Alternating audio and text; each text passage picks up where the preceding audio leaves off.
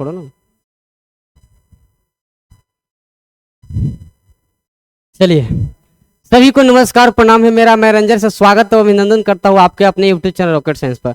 हाँ मेरे प्यारे दोस्तों, आप लोग ने इतना हमको प्यार दुलार दिया कि आपके प्यार दुलार के कारण हमको एकदम शरीर एनर्जाइट हो गया सर। आपके लिए कुछ भी करने के लिए तैयार है। अब की बार सर रेलवे के आपको एकदम सर पार कर देना। कहने का मतलब सर कि जहां चला तुमको जाने का चाहत है मैं वहां आपको पहुंचा दूंगा। एकदम रिलेटिव बात करता हूँ चला, बशर्ते क्या 1 घंटा तुम मेरे साथ तू बना रहा। तुम्हारा 1 घंटा को इतना महत्वपूर्ण मैं करके दूंगा कि तुम कह नहीं सकता है चला। तो आइए आज के शानदार लेक्चर में चलते हैं। आज का बहुत अच्छा चला प्रश्न है। आइए हम लोग प्रश्न का नाश्ते नमस्त करते हैं। बहुत यानी मॉडरेट टू थोड़ा हाई लेवल का प्रश्न चला, जो तुम्हारा मेरिट बनाएगा, है ना। तो आइए आज का आगाज करते हैं चला आज के क्लास के। तो चलिए, क्या आपके सामने प्रश्न है ये देखेंगे हम लोग, है ना। चलिए चला, प्रश्न क्या कहता है कि कहता है कि 4 कह रहा है। क्या को कह रहा है चला? 4 को कह रहा है। देखो 4 क्या कह रहा है, एकदम तुम लोग आराम से पढ़ना। देखो क्या कहता है, कह रहा चला कि अगर 4 गो क्या कह रहा है कि 4 समान 6 वोल्ट के, है ना, लैंप जो श्रृंखला में है और 240 वोल्ट डीसी से लगा है, यदि यदि है ना, यदि उनमें से एक लैंप में आंतरिक यानी शॉर्ट सर्किट हो जाती है तो चला क्या होगा। थोड़ा सा चमक रहा है चला ऊपर में, है ना, बढ़िया से चला पढ़ना। 4 समान 6 वोल्ट के लैंप जो श्रृंखला में है ना, 24 वोल्ट डीसी से लगा है, यदि उनमें से एक लैंप में आंतरिक यानी शॉर्ट सर्किट हो जाती है तो क्या होगा। कोई लैंप नहीं मतलब ग्लो करेगा, कि वहाँ कोई चार्ज नहीं है, केवल 3 लैंप करेगा, बाकी दूसरा लैंप या लैंपो खराब हो जाएगी। आपके सामने चला प्रश्न है, बहुत सोच के इसका जवाब देना, है ना। करा के 6 वोल्ट के लैंप है, केगो 4 गो, है ना, सब श्रृंखला में है ना। कहता है कि एगो में शॉर्ट सर्किट होता है। तो चला रे, तुम ध्यान एक बात के तुम देना, क्या देना है चला, ध्यान के ध्यान दो एक बात के चला कि यहाँ वाला जो बात आपका सामने जो आ रहा है कि 4 गो लैंप है, तो मानो कि चला 4 गो लैंप हम लगा दिए, 1 2 3, चला 4 गो मैंने लैंप लगा दिया। कितना वोल्ट का चला? 6 वोल्ट का है। कितना वोल्ट का है? 6 वोल्ट का है। लेकिन चला ध्यान देना, ये कह रहा है कि क्या कि एगो में कोई इंटरनल प्रॉब्लम होता है। माना को चला कोई में अगर प्रॉब्लम हो जाए, है ना, चला अगर कोई मान लो कि यहाँ प्रॉब्लम हो जाए, यहाँ पे शॉर्ट सर्किट होगा, तो चला अगर शॉर्ट सर्किट यहाँ पे हो जाता है, यानी चला शॉर्ट सर्किट अगर हो गया तो क्या आगे में लाइन करंट जा पाएगा। चला ये कैसे कह रहा है, डीसी वोल्टेज से जुड़ा हुआ है। कितना से जुड़ा हुआ है? Plus minus. चला ध्यान दो, कितना से जुड़ा हुआ है तो आपका 24 वोल्ट से। कितना से चला? 24 वोल्ट से जुड़ा हुआ है। तो बताओ यहीं पे शॉर्ट सर्किट हो गया तो आगे को करंट जाएगा। चला करंट को जाने के लिए क्लोज पाथ का बनना जरूरी होता है, तुम ये तो बात जानता है।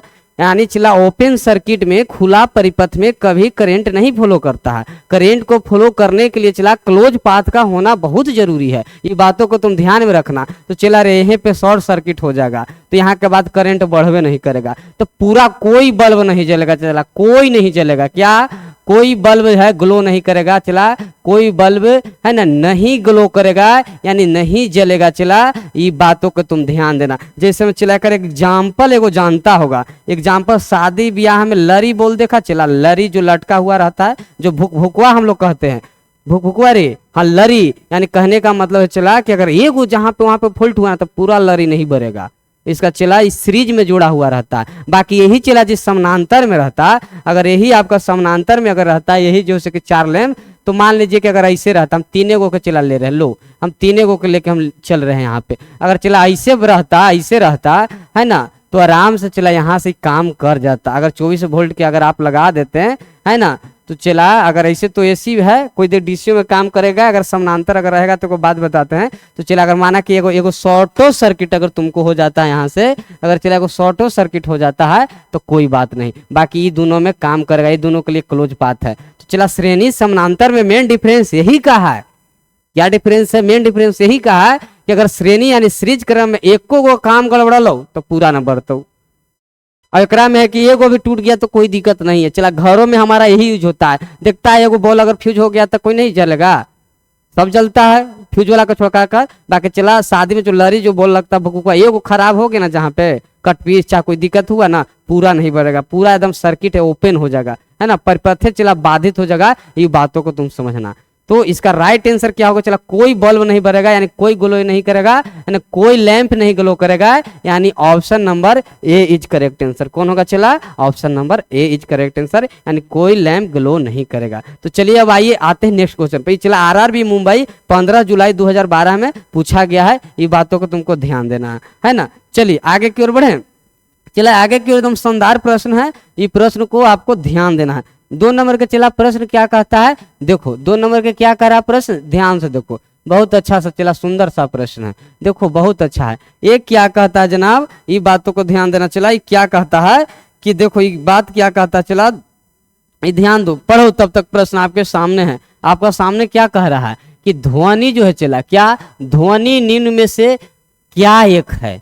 तो चला रे ध्वनि एक प्रकार के क्या है, अनुदैर्घ्य है, अनुदैर्घ्य है, क्या है चला, अनुदैर्घ्य यांत्रिक तरंग है, क्या है, अनुदैर्घ्य यांत्रिक यांत्रिक यांत्रिक तरंग है। चला ये बातों को ध्यान देना, यानी ध्वनि एक प्रकार के क्या है, अनुदैर्घ्य यांत्रिक तरंग है, और ध्वनि को चलने के लिए चला माध्यम की आवश्यकता होता है, क्या होता है चला, माध्यम का आवश्यकता होता है, यानी मीडियम का आवश्यकता होता है। चला ये बातों को तुमको ध्यान देना है ना। तो बताओ कौन है, अनुदैर्घ्य यांत्रिक तरंग है, अनुदैर्घ्य यांत्रिक तरंग कह लो चला, चाहे लहर कह लो, बात चला एक के है ना। चलो तो कहाँ answer, option number B is correct answer. चला इस प्रकार से तुमको बनाने पड़ेगा ऑब्जेक्टिव, बात को बुझ गया, ये बात को तुम ध्यान देना है ना। चलिए अगला प्रश्न की ओर चलते हैं। अगला क्या कहता है, अगला चला आपका सामने है ना। अगला क्या प्रश्न कहता है, 3 नंबर, इस चीज को देखिएगा है ना। 3 नंबर बहुत झकास से चला, इसको भी देखो बहुत ध्यान से। ये प्रश्न क्या कहता है, देखिए ये चला प्रश्न आपका है जो कहता है कि देखिए चला ये प्रश्न क्या आपको कहता है कि क्या है चला, एक आपतित किरण एक समतल दर्पण के साथ 20 डिग्री का कोण बनाते हुए है ना आपतित होती है, ठीक है। तो आपतित और परावर्तित किरणों के बीच का कोण है, इसमें से कौन है चला, ALP CVT 1 में एक्सपेक्टेड क्वेश्चन है चला, यानी कहने का मतलब पूछे जाने की प्रबल संभावना है, ये बातों को तुम ध्यान दो है ना। तो चलो चला क्या कहता है यहाँ पे तुम ध्यान दो, कुछ नहीं, एक हम चला प्लेन सरफेस बनाते हैं, क्या चला प्लेन सरफेस बना लिए है ना। एकरा पे चला रे को आप इंसिडेंट कराओ है ना। मान लो चला अगर रे कोई आ रहा है इंसिडेंट रे है ना, ये चला इंसिडेंट रे मतलब आपतित किरण, और ये क्या होता है परावर्तित किरण। चला अगर आपतित किरण और दर्पण के जो बीच है, जो कोण के बीच में, इसको चला कोण आई कहते हैं, क्या कहते हैं कोण आई, और चला इसके बीच में क्या कहते हैं कोण आर कहते हैं चला, और इसको क्या नाम है, आपतित किरण नाम है, क्या नाम है बाबू, इसको नाम है चला आपतित किरण। कौन सा किरण, आपतित, आपतित रे चला, यानी आपतित रे यानी आपतित किरण, और इसको चला परावर्तित किरण, कौन सा परावर्तित, परावर्तित परावर्तित चला रे बोला जाता है इसको है ना। चला यही बात को ध्यान देना, लेकिन यहीं से तो आपका क्वेश्चन समाप्त नहीं होता है, यहाँ से कहता है कि बताइए किसके बीच आपको निकालना है, तो आपतित और परावर्तित किरणों के बीच का कोण निकालना है। ये नहीं कह रहा है कि आपतित कोण और परावर्तन को, आपतन कोण और परावर्तन को नहीं, आपतित किरण मतलब इसको, और चला परावर्तित किरण मतलब इसको, यानी इसके बीच का अपना कोण निकालना है। बाकी देखो इसका बीच दिया हुआ, चला ये को जानता होगा कि आपतित किरण बराबर परावर्तित किरण होता है, पहला नियम है ना, और चला कोण आई बराबर कोण आर होता है, ये तो बात तुम जानता होगा कि कोण आई बराबर कोण आर, परावर्तन के 2 नियम कहिएगा जी गुरु जी, तो बतिया हम जान ही रहे हैं। तो बताओ दिया हुआ है कि एक समतल दर्पण के साथ 20 डिग्री का कोण बनाता है चला, तो बताओ आपतित अगर 20 डिग्री का कोण है चला, अगर ई मानिए कि अगर 20 डिग्री का कोण है तो यहू कितना का हो जाएगा चला 20 डिग्री का। तो चला कहने का मतलब कि आई बराबर आर यानी ई 20 तो ई 20, लेकिन हमको एकरा से नहीं मतलब है, हमको इसको निकालना है, यानी ई वाट दिया हुआ है इसको हमको निकालना है। ये बातों को चला तुम ध्यान देना है ना, किसको निकालना चला, इसको निकालना है। तो बताओ पूरा की अगर बात किया जाए चला, तुम तो एकदम बहुत अच्छे इंसान हो, अगर पूरा की अगर बात किया जाए, अगर पूरा की अगर हम बात किया जाए तो चला बताओ यहाँ पे पूरा अगर बात करें तो पूरा के क्या हो सकता है, तुम ही बोलो चला ध्यान से देखो। अगर चला हम पूरा के यहाँ पे बात करें तो पूरा यहाँ पे क्या होगा, पूरा पूरा यानी चला पूरा टोटल कितना के बनाएगा 180 डिग्री के बनाता है ना। जेकरा में चला बताओ 20 20 40 खत्म, यानी 180 में से अगर चला तुम घटा देता है 40, तो कितना बचेगा चला 140 डिग्री बचेगा। यानी ई जो दोनों के चला जो बीच का जो कोण है से 140 डिग्री होगा। यानी आपतित किरण और परावर्तित किरण के बीच का कोण कितना का बनेगा 140 डिग्री का बनेगा। यानी कहने का मतलब option number B is correct answer. क्या होगा option number B is correct answer होगा। ये बातों को आपको ध्यान देने पड़ेगा। चला चलते हैं अगला प्रश्न में बाबू। हेलो तो हम 10 बजे पहुंच सुनिए तो हम 10 बजे पहुंचवे करेंगे तो कुछ उपाय लगवाइए ना जल्दी से, अब हम पढ़ा रहे हैं।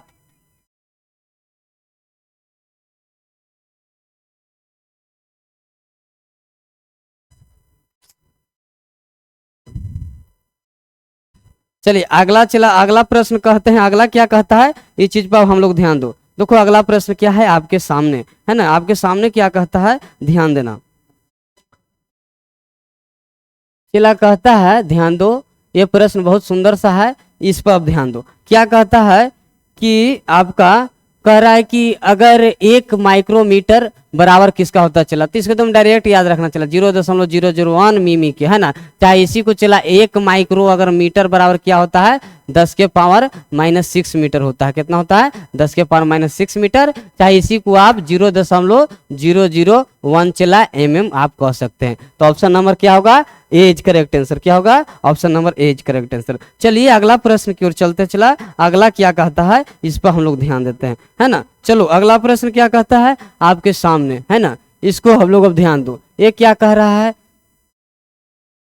इस प्रश्न को देखो बहुत सुंदर है। कहता है कि एक परिवार ने एक महीने में 320 यूनिट यानी इकाई ऊर्जा का उपयोग किया तो यह ऊर्जा जूल में कितनी होगी। तो चला रे एक बताएं, एक यूनिट बराबर यानी एक इकाई बराबर कितना जूल होता है 3.6 गुने 10 के पावर चला 6 जूल होता है। तो पढ़ा होगा, लेकिन कितना का पूछ रहा है 320 यूनिट का चला तुमको पूछ रहा है कि 320 यूनिट बताइए कितना जूल। तो ये चला रे तोरा न पता हो कि 320 में अगर एकरा से अगर गुना कर देवे तो टोटल हमारा एनर्जी निकल जाते। तो टोटल चला अगर गुना करता है तो 1152 गुने 10 के पावर 6 जूल आएगा। यानी option number D is correct answer होगा। चला ये बातों को तुमको ध्यान देना है। चलिए अगला प्रश्न की ओर पढ़ें। अगला प्रश्न क्या कहता है देखो आपके सामने है स्क्रीन पर। अगला प्रश्न क्या कहता है चला ध्यान देना। अगला कह रहा है कि 6 नंबर का प्रश्न चला सब पूछा हुआ है, ये ध्यान दो। 6 नंबर के क्या कहता है कि पदार्थ का है ना, कहता चला कि पदार्थ का जो है तो पदार्थ का वह गुण जिसके कारण उसमें विरूपण अस्थायी तौर पर रह जाता है क्या कहलाता चला। तो चला प्रत्यवस्था है। क्या कहलाता चला वो प्रत्यवस्था। भंगुरता मतलब होता चला अगर हाँ थोड़ी से मारेगा ना तो क्या होगा टूट जाएगा है ना। तनियाता मतलब खींचकर तार बनाया जाए, तनियाता मतलब क्या खींचकर तारा बनाया जाए। आघात वर्णियाता मतलब चला आघात कर कर क्या चादर बनाया जाता है। ये बातों को आपको समझना होगा है ना। तो चलिए अगला चला नेक्स्ट प्रश्न की ओर चलते हैं। नेक्स्ट क्या होगा इसका option number D is correct answer. आइए चला नेक्स्ट क्या कहता है इस पर हम लोग ध्यान देते हैं है ना। देखिए आपके सामने आ रहा है बहुत सुंदर सा प्रश्न है। ये देखो क्या कहता है बाबू, बहुत अच्छा सा प्रश्न है। कहता है कि मान लें कि WE और WM क्रमशः पृथ्वी और चंद्रमा के है ना पर किसी वस्तु का चला भार है, ठीक है। तो WE बटा WM का अनुपात निम्नलिखित में से क्या होगा। तो चला रे बताओ पृथ्वी के लिए W बराबर mg होता है। ये क्या होता है पृथ्वी के लिए होता है, कहेगा जी गुरु जी। यानी चला वेट ऑफ कौच अर्थ, क्या वेट ऑफ अर्थ mg। अगर चला यही वेट ऑफ अगर मून की अगर बात कर ले तो चला mg बटा यहाँ पे 6 हो जाएगा। कहाँ गुरुत्वाकर्षण 1/6 होता है, ये तो तुम बात जान ही रहा है, कहेगा जी गुरु जी। अब कुछ करना है, अब क्या कर रहा है कि दोनों के अनुपात बताइए। तो दोनों का अनुपात अगर बताना है तो कोई बड़ी बात नहीं है, दोनों को चला यहाँ से अनुपात हम लोग चेंज कर सकते हैं। कैसे चेंज करोगे, ये दोनों कई जगह बटा कर दो लो। तो चला ई से ही खत्म, ई चल जाएगा 6 चल जाएगा कहाँ ऊपर चल जाएगा, यानी चला 6:1 में आएगा। तो बताइए 6 कहाँ है, 6 कहाँ है, तो चला यही हो जाएगा। यानी ऑप्शन नंबर क्या होगा आपका एज करेक्ट आंसर। ये बाबू LP CBT 2 है ना 22 जनवरी 2019 शिफ्ट 1 में पूछा गया है। ये बातों को तुमको ध्यान देना है, ये बात को चला तुम ध्यान देगा है ना। चलो अगला प्रश्न की ओर चलते हैं। अगला क्या कहता है इसको आपको ध्यान दो। अगला क्या कह रहा है देखना चला आपके सामने, बहुत चला झकास प्रश्न है, इसको तो एकदम मेरिट लगाने वाला है बबुआ, ध्यान देना। ये प्रश्न कहता है कि एमोमन केजी द्रव्यमान वाले कहता चला कि M1 kg है ना द्रव्यमान वाले एक लकड़ी के तख्ते पर 5 न्यूटन का बल लगाने पर है ना कितना है, ये 10 मीटर पर सेकंड स्क्वायर के त्वरण से आगे बढ़ता है ना। तो M2 kg के द्रव्यमान वाला एक अन्य तख्ता भी है जिसमें समान बल लगा रहा है, 5 न्यूटन होने पर 20 मीटर पर सेकंड स्क्वायर के त्वरण से आगे बढ़ता है। यदि दोनों तख्तों को एक दूसरे के साथ चला बांध दिया जाए तो उस पर भी समान बल लगता है, तो बताइए त्वरण कितना होगा। चला रे अलग अलग है, एगो चला M1 मास के है कुछ चला, एगो M1 kg मास का है, एगो कितना का चला M2 kg का है। आई दोनों को चला फिर एगो में बांध दे रहा है,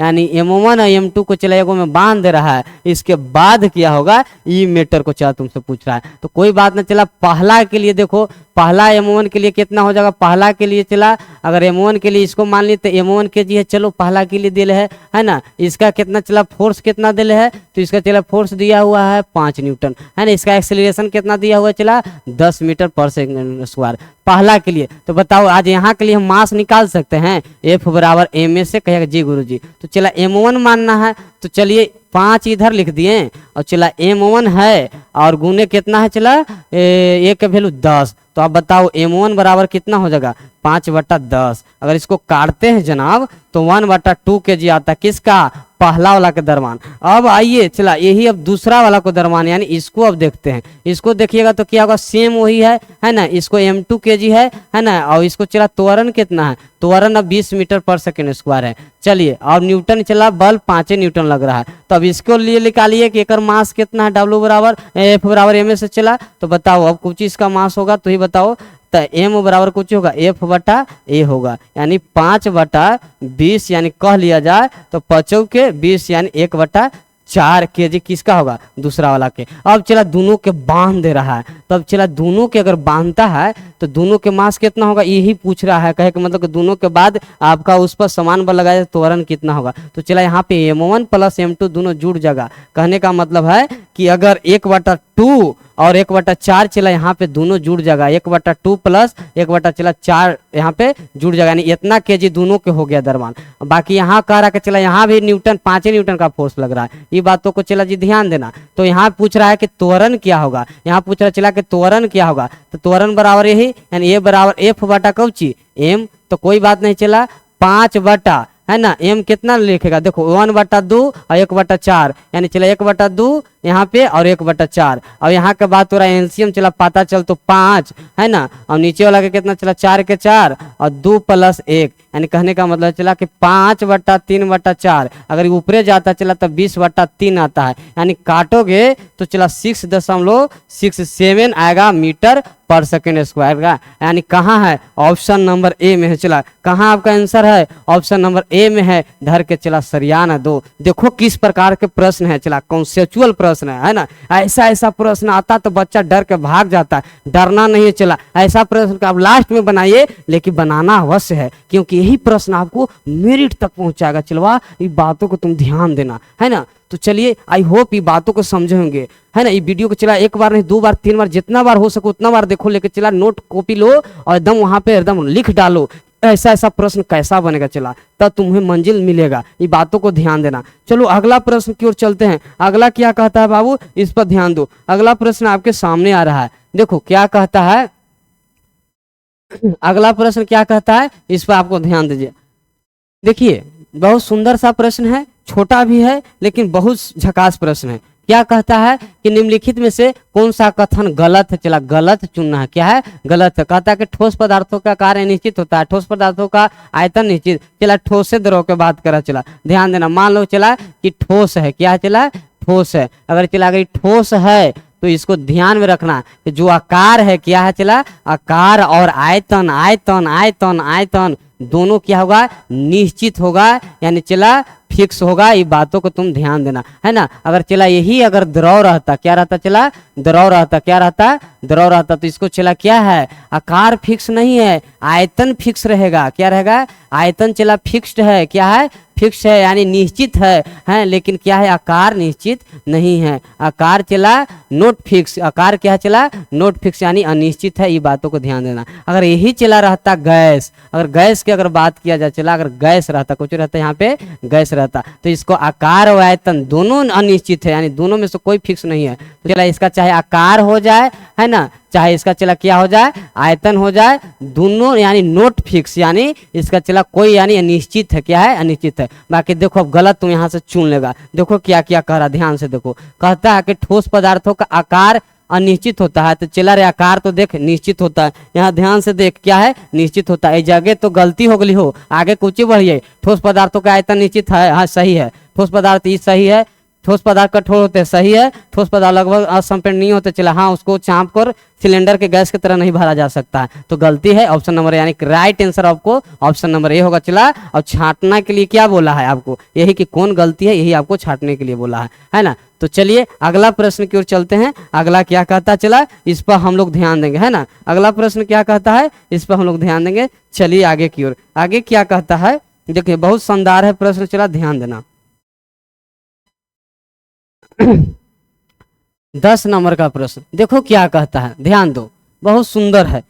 बाबू अगर ये चला, अगर तू 6 महीना दुख तकलीफ कर लिया ना बाबूआ, तावे वाला तो 60 साल चलाएस करेगा, एकदम हकीकत कर रहे हैं। तो बातों को तू समझो, है ना। कहता है क्या कि 540 ग्राम ग्लूकोज में उपस्थित मोलों की संख्या कितनी है ना। चला पूछा गया है, तो चला मोलों की अगर संख्या निकालने के लिए कहेगा, यानी मोलों की संख्या बराबर क्या होता है, तो चला एक फार्मूला है, तुम उसको याद रखना। कुछ चला दिया गया दरमान, कुछ दिया गया दरमान, दिया गया दरमान बटा कुछ सूत्र दरमान। कौन सा दरमान, सूत्र दरमान होता है। ये बातों को ध्यान दो। तो दिया गया दरमान चला 540, और सूत्र दरमान कहाँ से निकलेगा, तो ग्लूकोज का चला कुछ C6H12 है ना, O6, इसका दरमान निकालो तो कितना होगा, चला कार्बन के कितना होता है 12, तो 12 दरमान होता है। चला तो केगो 6 गो, तो 12 6 72, हाइड्रोजन के चला 1 होगा, तो 1 गुने 12 प्लस चला, और इसको 16 होता है ऑक्सीजन का, तो 16 गुने 6।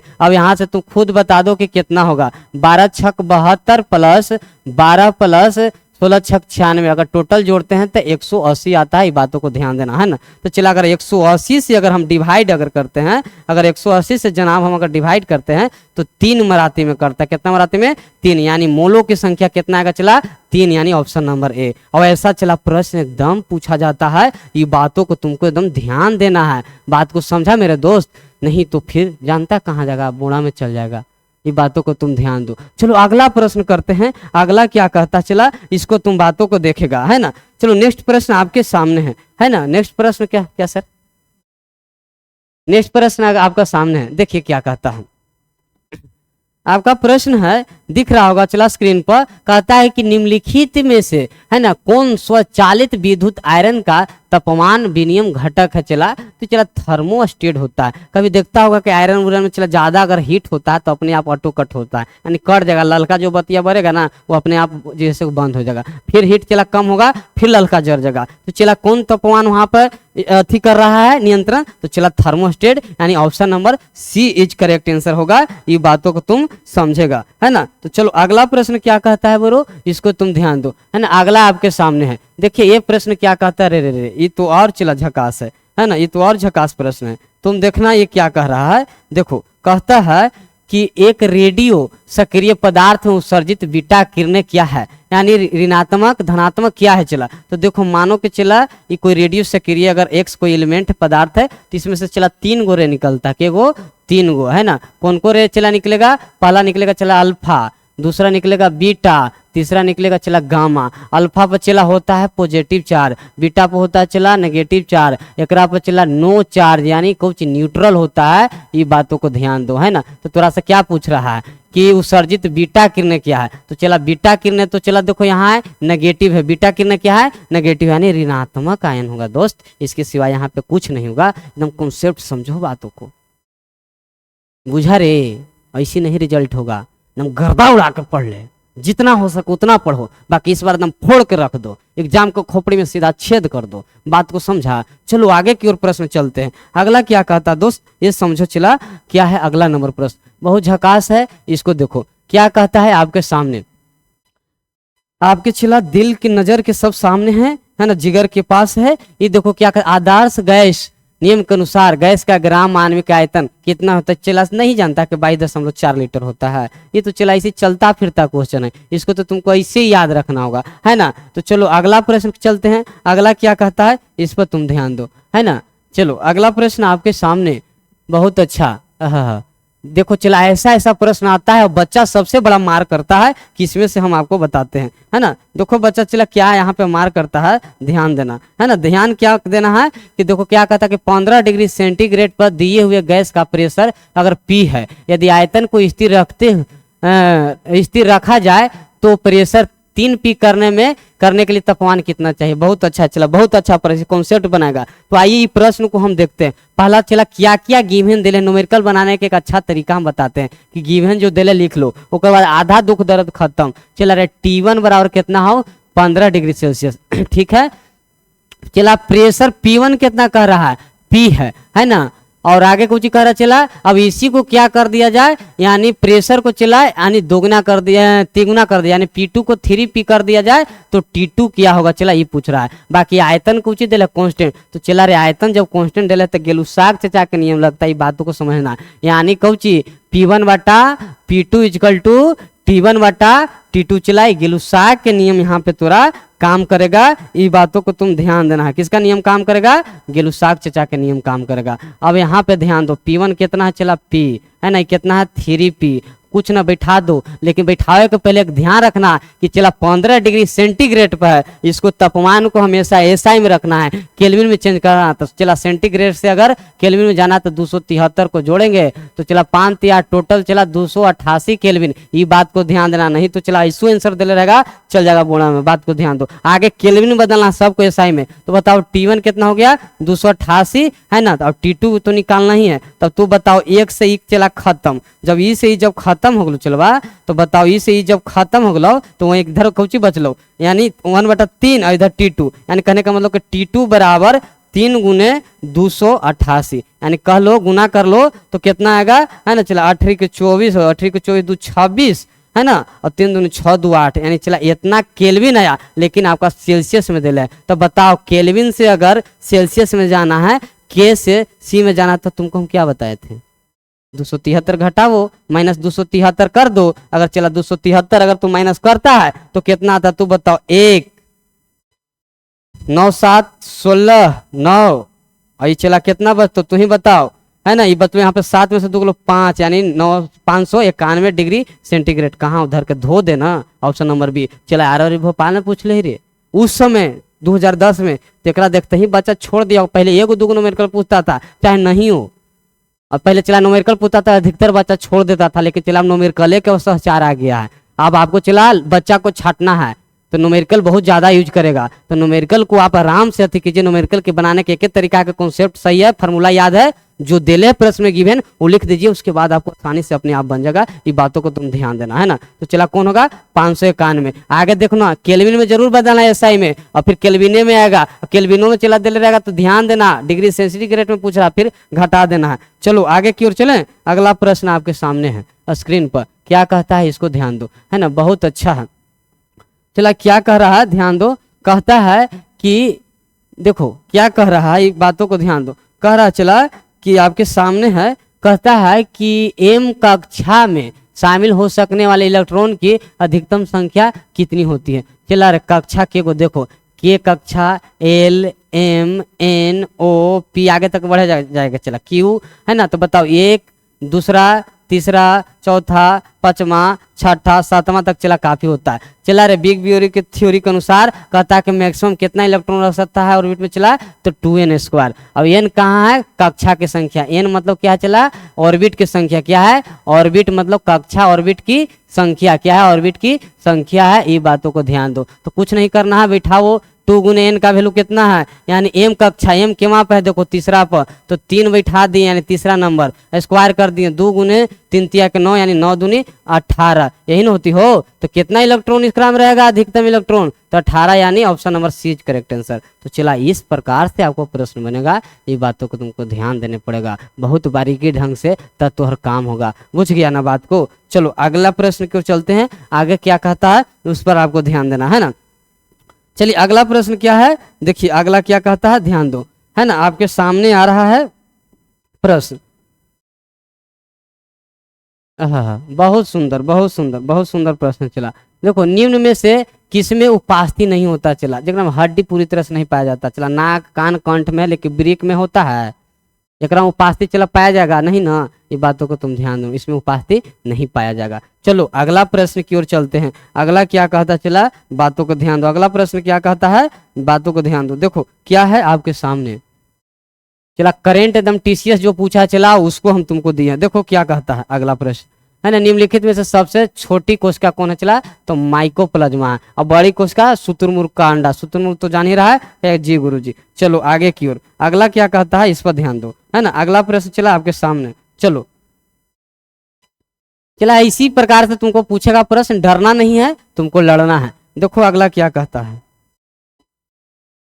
कहता है कि निम्न में से, है ना, क्या कह रहा है, चला ध्यान देना, कहता है कि निम्न में से है ना मानव शरीर के संचलन मूवमेंट के लिए है ना मुख्यतः कौन उत्तरदायी है। तो चला रहे तंत्रिका और पेशी ऊतक में चला उत्तरदायी, तंत्रिका मतलब नर्वस सिस्टम, मानो को चला पर मच्छर काटा तो नर्वस सिस्टम का अगर मच्छर काटा उसके बाद चला हमारा मांसपेशियां हाथ के इस पर अटैक करता है, तो आगे तो नर्वस सिस्टम काम करना चाहिए, उसके बाद क्या काम करना चाहिए, क्या उसके बाद चला मांसपेशियां काम करना चाहिए, यानी मांसपेशियां ऊतक का संयोजन, यानी option number C is correct answer. चलिए आगे की ओर चलते हैं, अगला प्रश्न क्या है इस पर हम लोग ध्यान देते हैं। अगला क्या कहता है, देखो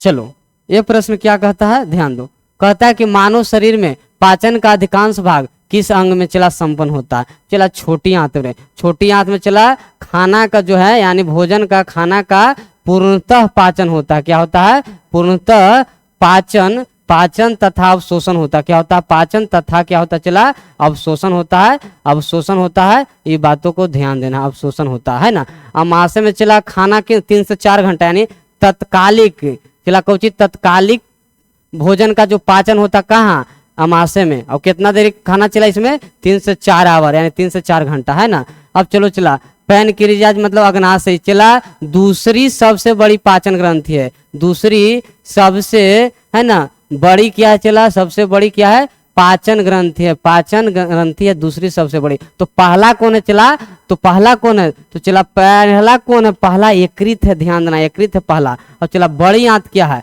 चला बड़ी आंत का लंबाई पूछो तो कितना होता, तो चला 1.5 मीटर, है ना। और छोटी आंत की लंबाई क्या चला 6 मीटर, ये बातों को ध्यान देना। देखिए आपका राइट आंसर क्या होगा, ऑप्शन नंबर सी। चलो आज का चला अंतिम प्रश्न है आपके सामने, 20 नंबर का प्रश्न आएगा, है ना।